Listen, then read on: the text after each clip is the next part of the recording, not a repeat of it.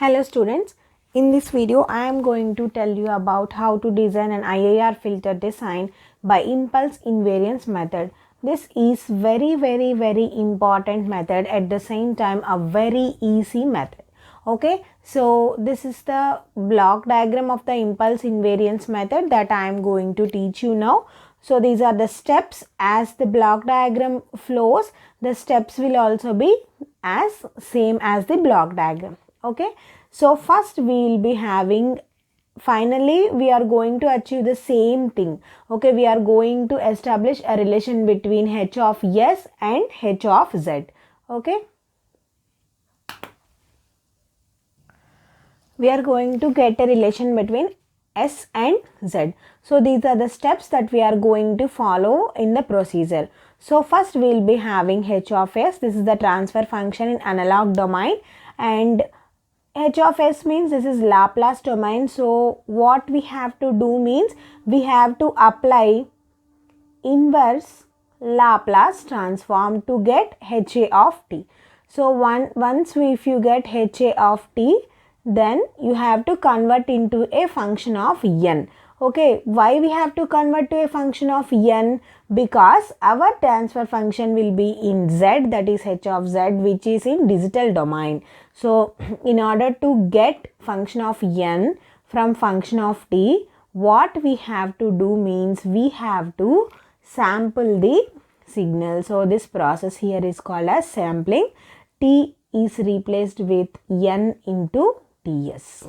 Okay, and h of z from function n, if you apply simply z transform, then you will get your transfer function in digital domain. So these are the steps that we are going to follow to obtain one. So now what is the basic need is we have to get our HA of S. Okay, so in this impulse invariance method, the HA of S is an all pole filter. Okay, we have to keep this in mind. Whenever if you want to apply a impulse invariance method, it has to be an all pole filter. The IIR filter should be an all pole filter in your analog domain. So HA of S can be described as HA of S is equal to summation k is equal to 1 to n AK divided by S minus PK. So this is an all pole filter and the equation is 1. Okay, so what we have to do, we have to apply our inverse Laplace transform. So our next step is inverse Laplace transform. So apply inverse Laplace transform. HA of S will become HA of t. You need not disturb your summation value, you can directly apply your inverse Laplace transform. The summation won't change, summation k equal to 1 to n. AK is constant, this is in the form of 1 by s minus a. So 1 by s minus a means it will be e power at. Okay, into u of t. Laplace transform inverse of 1 by s minus a is equal to e power at into u of t. So likewise it will become e power pk t into u of t. So this will be our HA of t from this equation. You can directly write your HA of t from this. So next step what we have to apply, we have achieved our HA of t. So now you can get sampling at t is equal to nts. So by applying sampling here,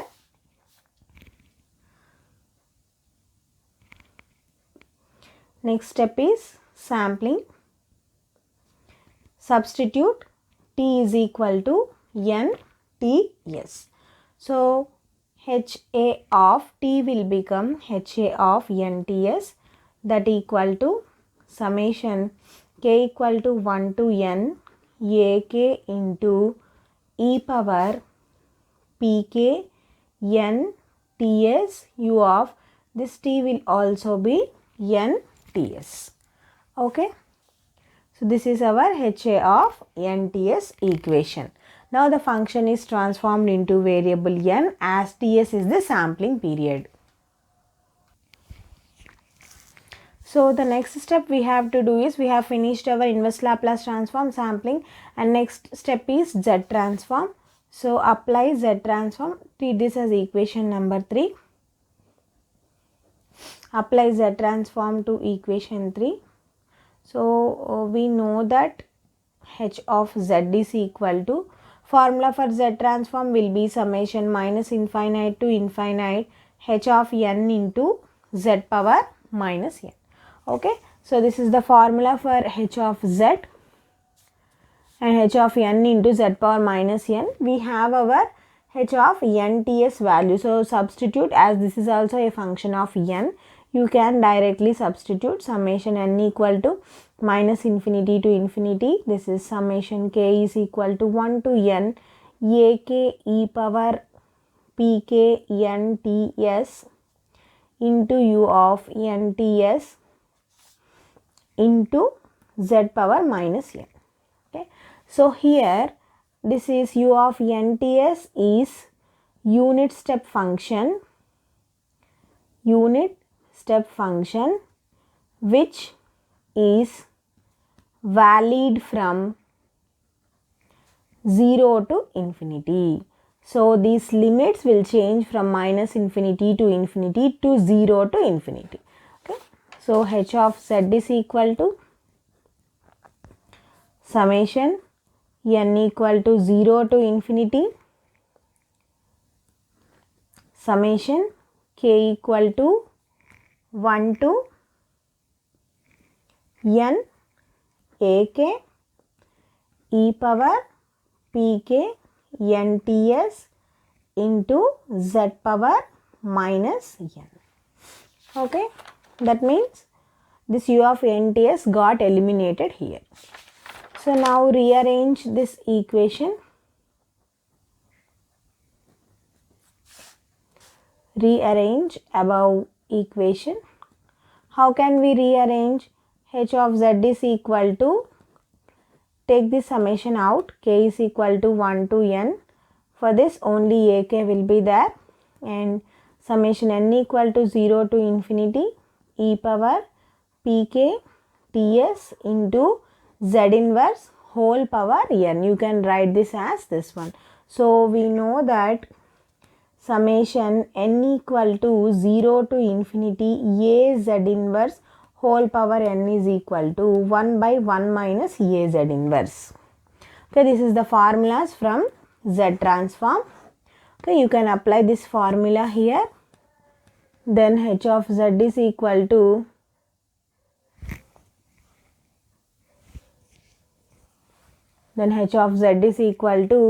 what will happen? Summation k equal to 1 to n ak into 1 minus 1 by a z inverse.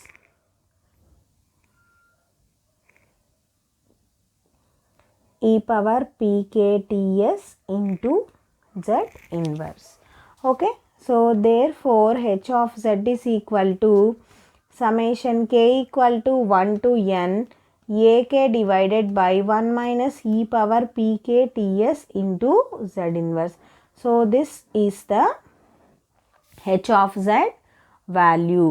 So after following all these steps, finally we have obtained our h of z. So h of z came, but the relationship between s and z did not come. So now we are going to derive the relationship between s and z. So for that you have to compare h of z and h of z. So h of s is equal to summation k is equal to 1 to n ak by s minus pk, and h of z is equal to summation k is equal to 1 to n ak by 1 minus e power pk ts into z inverse. Okay, so if you just make the poles for both in both analog domain and digital domain, so s is equal to pk. Okay, at s is equal to pk there are poles for s, and here 1 minus e power pk ts into z inverse is equal to 0, you have to equate this to 0. So what about Z inverse?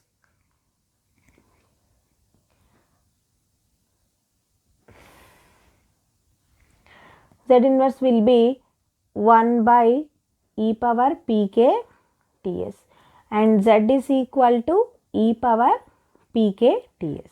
So what is pk here? This is s. Okay. So from equation 4, s is equal to pk, and the relationship between z and s will be e power s into ts. This is the relation we have to get between s and z. Okay, this is very much useful for our mapping. Okay, so finally we have obtained the relationship between s and z here.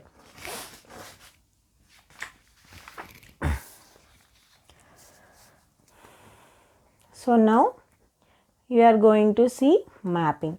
So in mapping, if we know that z is equal to r e power j omega and s is equal to sigma plus j into analog omega, and the relationship between z and s is z is equal to e power s ts. So what is s? E power s means sigma plus j omega into ts. So e power sigma ts into e power j omega ts. So r is equal to e power sigma ts by comparing okay, real part r is equal to this one, omega is equal to omega into ts. Okay, here we can get the relation. So in case 1, what are the cases we have to check? We have to check sigma is equal to 0, and for left half of S plane sigma is less than 0. So these are the two criteria that we have to check.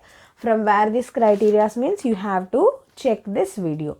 Okay, in the introduction of IIR filter design, everything is given clearly. So we have to obtain these two conditions. So in case 1, for sigma, if I put sigma is equal to 0, what about r is equal to e power 0? That is 1. So definitely all points are mapping onto unit circle. Okay, so on unit circle the points are getting mapped. So in case 2, if sigma is less than 1, what will happen?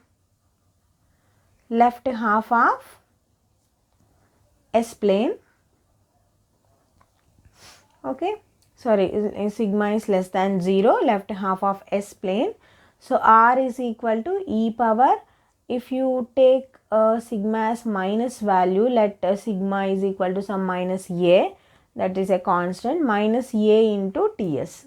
So definitely it falls inside the unit circle. Whatever point you take here for ts, definitely it falls inside the unit circle. So the conditions both for r equal to 1 and r is equal to e power minus ats has worked out very well in impulse invariance method. Hence the mapping can be drawn like this. So first you have to draw an S plane.